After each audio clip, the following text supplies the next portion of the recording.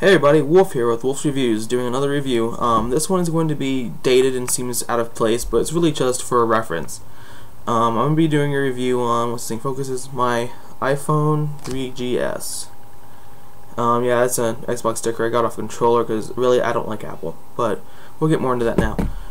Really, the reason why I'm doing this is because I'll be getting a new phone probably on the first of the year, and I'll probably be getting a Samsung Captivate if I can. Or if there's nothing better out by then, just because I want to get something Android because I have, as you can tell, the App Store for Apple, and I want to see what's going on with Android. Plus, just because, like I said, me and Apple aren't the best friends. So, really, I'm gonna go into this in sections. First of all, is gonna be the design. Now, really, this thing is really sleek and thin, as you can tell, and it's actually pretty well made. The only thing is, like everyone complained when it first came out, I really wish it would have had a flash, just because why not? And that also I got this thing's the back of these things though, they scratch really bad. I had it in my pocket once with a cutter from work with one of the razor blade things with a handle, and the slightly grated thing for your thumb to touch scratched the hell out of it right there. And also the case can be kind of delicate, as you've seen right there. I got a small Come on. Okay, yeah, you can see it now. I got a pretty large crack in mine. That's also because I don't like to go with I don't like to go with cases with these. And people are like, "That's stupid. You're gonna break it." So they're already delicate. That shouldn't be a problem. You shouldn't have to have a case or something like this. And plus, also, if you want something this thin, I just took off the sticker so you can see exactly how thin it is. This thin and this light to do this much stuff. Do you really want to have to put a case on that makes it that much bigger? Just to be able to just make sure it's not going to get hurt. This seems kind of like a waste of how great how slim and light it feels. But also, of course, your volume buttons over here. These work really well. I haven't had a problem with them, but they seem to kind of recess a little bit more with more use. So it's kind of harder to use, but it's not really a big problem. Then, of course, right over here you got your silence and vibrate. That's with the orange dot right there. If I can. Is vibrate, and that's when it's on. Up here are your headphone jack and your power button and lock button. Down here is where you connect it to your computer and charge it, speakers and whatnot. Oh, and also some people, I'm sure by now everyone knows, but that little hole right there, if you can kind of see it. If this thing, it doesn't want to. Oh, there it goes. It adjusted. Yeah, that little hole right there in the middle. That thing is where you get the SIM card out of. I don't have my needle with me right now, but if you push something small enough down in there, you can. That's how you eject the SIM card out of it. And then, well, I've had to do it a few times just because I guess it might just be a problem with mine or something. But I drop it a few times, and now every once in a while, if I drop it, it'll fail to recognize the SIM card, and I have to eject it, clean it, and put it back in. But the form's pretty nice. The home button, of course, up front. There's speaker. And then it's got that large screen. It's got a pretty nice screen, at least. I'm not going to call it large anymore because many phones are much larger now. But then there's the lock screen. Mine right now is a Halo Reach wallpaper. You can't really see it because it's very bright.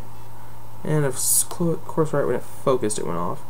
But yeah, you get the gist of it. And then you slide it, you unlock it.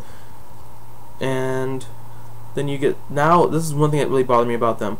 You just barely can now customize your wallpapers ever since iPhone 4 came out. It took them that long to make them be able to put your wallpaper on. Until now, it was just a black screen behind your apps, and that just gets very boring really quick. That's actually the main reason why I used to jailbreak my phone all the time. I got really bored of that black screen. But now they have that, so I like that. Plus, now they've added folders since the updates, which actually has been a nice touch. I'd always wanted them to anyway, just because I have got a lot, as you can tell, I've got a lot of game apps on here. Which also really makes me want to bring up why people are starting to think these things are really gaming creations and not. This is a cell phone. It's made to call people, send texts. It's got a good internet browser and stuff. And yes, it can have games, but they're not full on Halo or Mario or friggin' anything like that.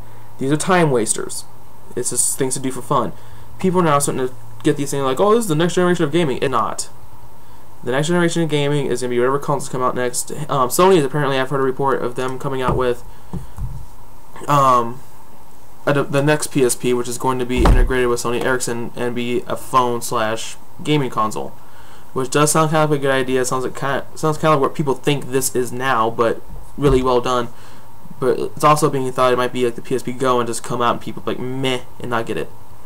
This thing all focuses a lot, but yeah, that's kind of off thing though. But the reaction speeds on it's kind of nice. As you can see, one thing though, I'm not sure if it's gonna do it now, but this thing's kind of slow.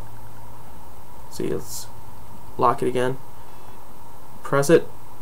Takes about a second or two for it to finally come up. Which mine's probably getting older and it's lagged down a little bit. Here goes the camera. See, my camera takes a long while to boot up too. That's what I'm saying. After a while, these things do get slowed down, and it's just things like these.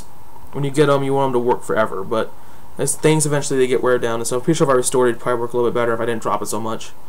But it's nice. But that in itself, now the two things I don't like about it so much is what everybody else gripes about. Well, what most people gripe about. One of them is it's with AT&T. Now I don't have that big a deal with them because where I live, I get decent reception unless when I'm going to work. There's a small part of town in between mine and the next town where I don't get any reception, so I just drop immediately. And there's also a few other spots. Actually, throughout my whole store, I have about maybe 1 or 2 bars. It's pretty dead, but I still have at least connection everywhere I go. But I remember one time me and my mom went to take a trip down to Texas, and the whole way there, I was on edge. The whole way. I was on the interstate, for almost the entire time because I was on the interstate, we were always on edge. And I didn't know how friggin' slow edge was till I was on there. And it was horrible. Especially since we're trying to get directions with my phone.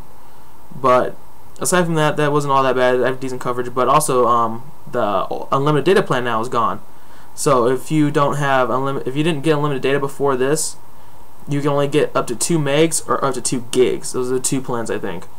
And it's not that bad. I mean, people are going to use over 2 gigs of memory. I don't think I even do, and I am on my phone almost all the time.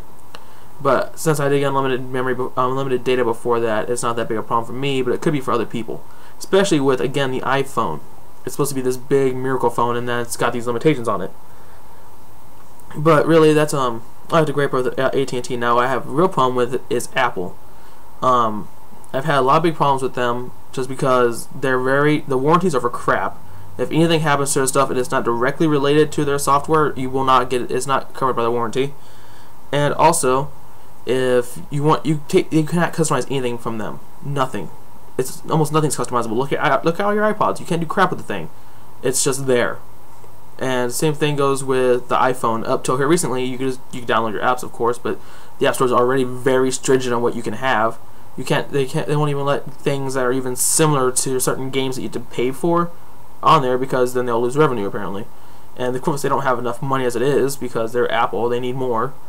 And then it's just they released Ping 2, this new social networking thing for them too. It goes with their iTunes, and so pretty much as people look at what everyone's listening to, you can post kind of like on Facebook, but still there's no tethering to any other social networking site. It's all gray and bland, just like your iTunes. And some people like this stuff. I just like to be able to customize everything. I like customization in my things. If I own it, I want to be able to change the stuff on it.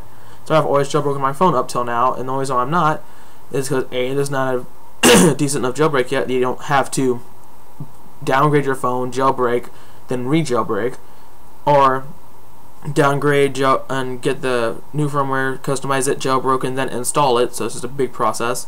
And also because I heard a while back, I'm not sure if it's completely true, but Apple is actually trying to get a copyright saying that they can go out, a patent saying that they can find anyone who's jailbroken the phone, has a currently jailbroken phone, and brick it. Which means you spent $200 to $500 for a phone you can't use anymore now because you want to do something with it. Even though jailbreaking has been proven legal in a court of law. So I'm not a big fan of Apple, as you can tell right now. But like I said, it's still actually a good piece of equipment. Even I knew this going in, I didn't like Apple, but still I wanted to get one just because it's such a well-known, talked about phone, so I did. And really, it is worth the money. I'd hate to be on the side of Apple for once, but really, this is a good phone. If you're looking for something that can do everything, so far this is it.